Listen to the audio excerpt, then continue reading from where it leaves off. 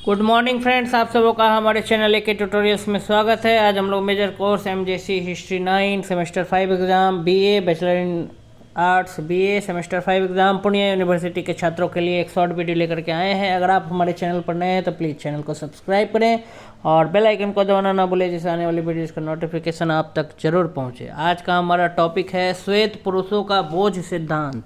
ये टॉपिक जो है BA semester 5 exam Pune university का है। वीडियो काफ़ी बेनिफिशियल रहेगा पुणे यूनिवर्सिटी के छात्रों के लिए।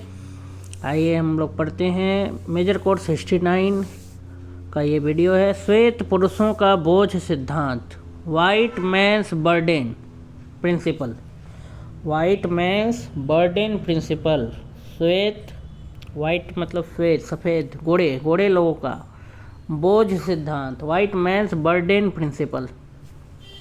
ये क्या है, इसके बारे में ये पढ़ते हैं। श्वेत पुरुषों का बोझ सिद्धांत, वाइट मैंस बर्डन, 19वीं सदी के अंत में रुडयार्ड किपलिंग की कविता से लोकप्रिय हुआ। श्वेत पुरुषों का, गोरे लोगों का जो बोझ सिद्धांत था, white man's burden principle. Burden का मतलब बोझ। तो वाइट मैंस बर्डन प्रिंसिपल ये कब फेमस हुआ, लोकप्रिय हुआ? तो रुडयार्ड किपलिंग की कविता से फेमस हुआ 19वीं सदी के अंत में।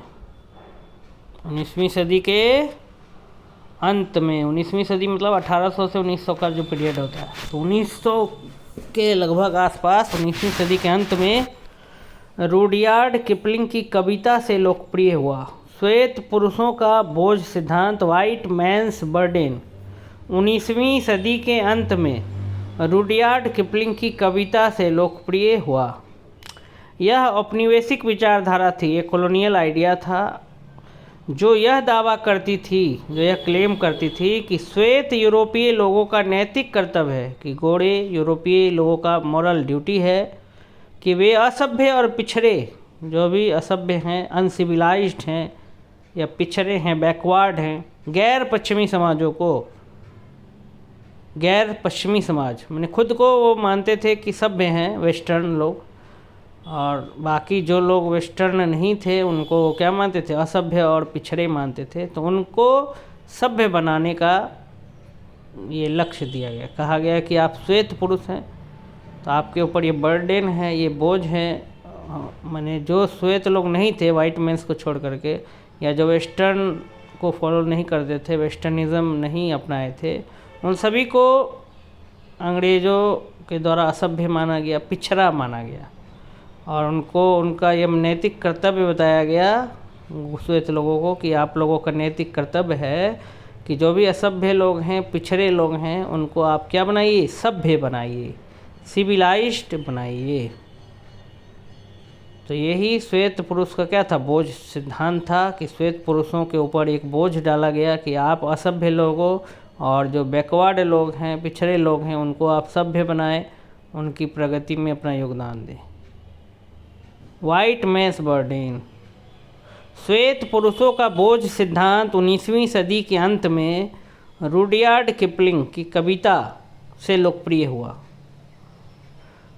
यह औपनिवेशिक विचारधारा थी, औपनिवेशिक सोच थी, जो यह दावा करती थी कि श्वेत यूरोपीय लोगों का नैतिक कर्तव्य है, श्वेत यूरोपीय लोगों का मॉरल ड्यूटी है, नैतिक कर्तव्य है कि वे असभ्य और पिछड़े गैर पश्चिमी समाजों को, गैर पश्चिमी समाज मतलब एंटी वेस्टर्न सोसाइटी, गैर पश्चिमी समाजों को सभ्य बनाएं।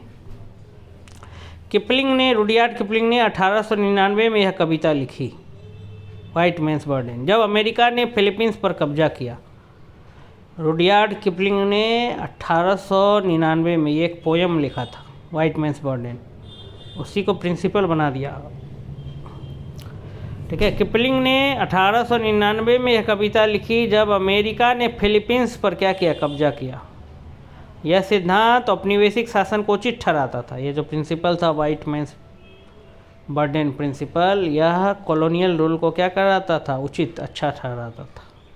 यह मानते हुए कि श्वेत लोगों को शिक्षा, धर्म और शासन के जरिए, शिक्षा के जरिए, धर्म के जरिए, शासन के जरिए जितने भी गैर यूरोपीय लोगों हैं उनका क्या करना चाहिए, वेलफेयर करना चाहिए, उनको उठाना चाहिए। शिक्षा के जरिए, शासन के जरिए और धर्म के जरिए उन लोगों को क्या करना है, उठाना है, अपलिफ्टमेंट करना है।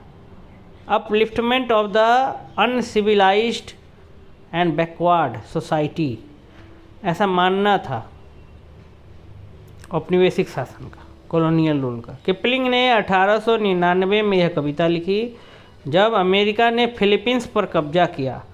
यह सिद्धांत औपनिवेशिक शासन को उचित ठहराता था। यह जो प्रिंसिपल था, वाइट मैन्स बर्डन प्रिंसिपल, यह कॉलोनियल रूल को क्या कराता था, उचित ठहराता था। और यह मानता था, यह मानते हुए कि श्वेत लोगों को शिक्षा, धर्म और शासन के जरिए, एजुकेशन, ठीक है, रिलीजियन और शासन, एडमिनिस्ट्रेशन के जरिए गैर यूरोपीय लोगों को उठाना चाहिए। यह नस्लवाद और पितृसत्तात्मक सोच पर निर्भर था, पैट्रियार्कल सोसाइटी। पितृसत्तात्मक और नस्लवाद की सोच पर क्या था, आधारित था। भारत में क्या प्रभाव, ब्रिटिश शासन, ईस्ट इंडिया कंपनी और बाद में ब्रिटिश क्राउन ने इस सिद्धांत को अपनाया और भारत को असभ्य मानकर अंग्रेजों ने रेलवे, कानून और शिक्षा लाने का दावा किया। भारतीयों को भी असभ्य माना अंग्रेजों ने और ईस्ट इंडिया कंपनी ने, और रेलवे, कानून और शिक्षा, इन तीनों पर फोकस किया। इन तीनों में बोला कि भारतीयों को भी क्या करना चाहिए, उठाना चाहिए, अपलिफ्टमेंट होना चाहिए, भारतीयों का कल्याण होना चाहिए, वेलफेयर। उसके लिए रेलवे, कानून और शिक्षा लाने का क्या किया, दावा किया, क्लेम किया ब्रिटिश शासन।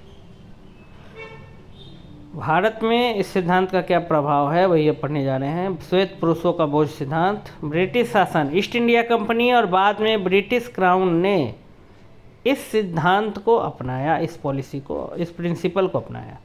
भारत को असभ्य मानकर, इंडिया को अनसिविलाइज्ड मानकर अंग्रेजों ने रेलवे, कानून और शिक्षा लाने का क्या किया, दावा किया। दूसरा, नैतिक औचित्य, सती प्रथा और ठगी जैसे रिवाजों को खत्म करना इस सिद्धांत का हिस्सा था। मिशनरी कार्य और अंग्रेजी शिक्षा को सभ्यता के प्रतीक के रूप में देखा गया। इंग्लिश एजुकेशन को सिविलाइज माना गया। जो इंग्लिश में एजुकेटेड थे उनको सिविलाइज मानते थे अंग्रेज। इनको अंग्रेजी नहीं आती थी, इनको असभ्य कह दिया, सीधे असभ्य और पिछड़ा कह दिया। और अंग्रेजी शिक्षा को सिंबल बना दिया गया, आधार बना दिया गया सिविलाइज्ड का। ईस्ट इंडिया कंपनी और बाद में ब्रिटिश क्राउन ने इस सिद्धांत को अपनाया। भारत को असभ्य मानकर अंग्रेजों ने रेलवे, कानून और शिक्षा लाने का दावा किया।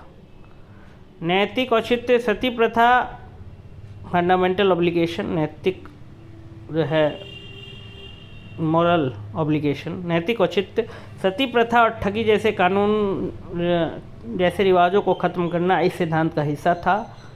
मिशनरी कार्य और अंग्रेजी शिक्षा को, मिशनरी एक्टिविटी और इंग्लिश एजुकेशन, इन दोनों को सभ्यता के प्रतीक के रूप में देखा गया, सिविलाइजेशन के रूप में देखा गया।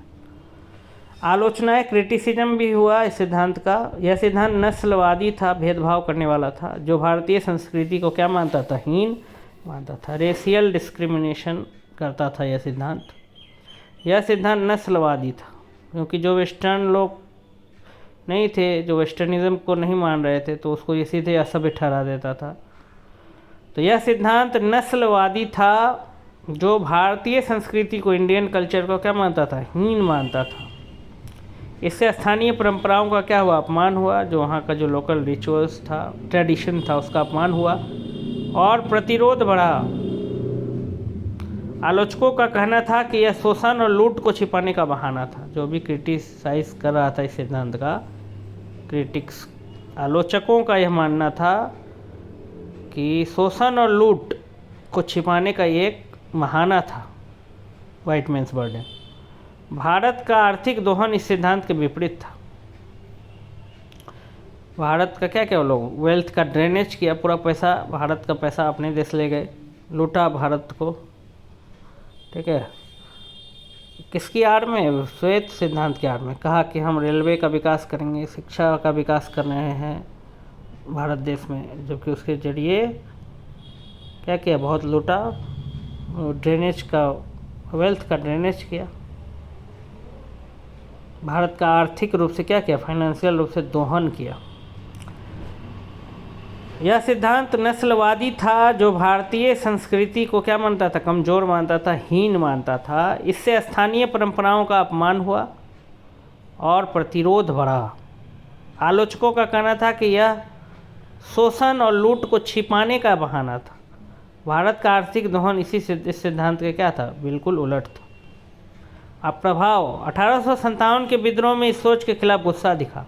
रिवॉल्ट ऑफ 1857 में 1857 का जो विद्रोह था उसमें इस सोच के खिलाफ, मतलब वाइट मैंस बर्डन प्रिंसिपल के खिलाफ क्या दिखा, गुस्सा दिखा। क्योंकि जो गोरे लोग नहीं थे, ठीक है, उनको तो असभ्य मान लिया गया, पिछड़ा मान लिया गया। जो अंग्रेजी नहीं जानते थे उनको असभ्य पिछड़ा मान लिया गया। जो ब्रिटिश कल्चर को नहीं फॉलो करते थे असभ्य और पिछड़ा मान लिया गया। तो 1857 के विद्रोह में इस सोच के खिलाफ गुस्सा दिखा।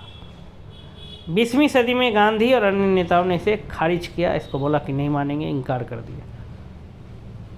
श्वेत पुरुषों का बोझ सिद्धांत औपनिवेशिक शासन का वैचारिक आधार था। कॉलोनियल रूल का आइडिया था, ये कॉलोनियल रूल का फिलॉसफी था। श्वेत पुरुषों का बोझ सिद्धांत औपनिवेशिक शासन का, कॉलोनियल रूल का वैचारिक आधार था। इसने ब्रिटिश नीतियों को प्रभावित किया, ब्रिटिश पॉलिसीज़ को इफेक्टेड किया। लेकिन भारतीय राष्ट्रवाद के उदय ने, लेकिन इंडियन नेशनलिज्म का भी राइज हो रहा था, राइज ऑफ इंडियन नेशनलिज्म, उसने इसे क्या किया, चुनौती दिया, चैलेंज किया। यह साम्राज्यवाद की नस्लीय मानसिकता का प्रतीक बना। ब्रिटिश इंपेरियलिज्म नस्लीय मानसिकता, रेशियल, ठीक है, मेंटलिटी का सिंबल बना, भेदभाव करने वाला। यह साम्राज्यवाद की नस्लीय मानसिकता का क्या बना, प्रतीक बना। तो यही था श्वेत पुरुषों का बोझ सिद्धांत, इसको हमने स्टडी कर लिया। अगर आपको ये वीडियो अच्छा लगा तो वीडियो को लाइक करें, अधिक से अधिक लोगों तक शेयर करें। आप सबों का हमारे चैनल AK ट्यूटोरियल्स में जुड़ने के लिए पुनः एक बार बहुत बहुत धन्यवाद।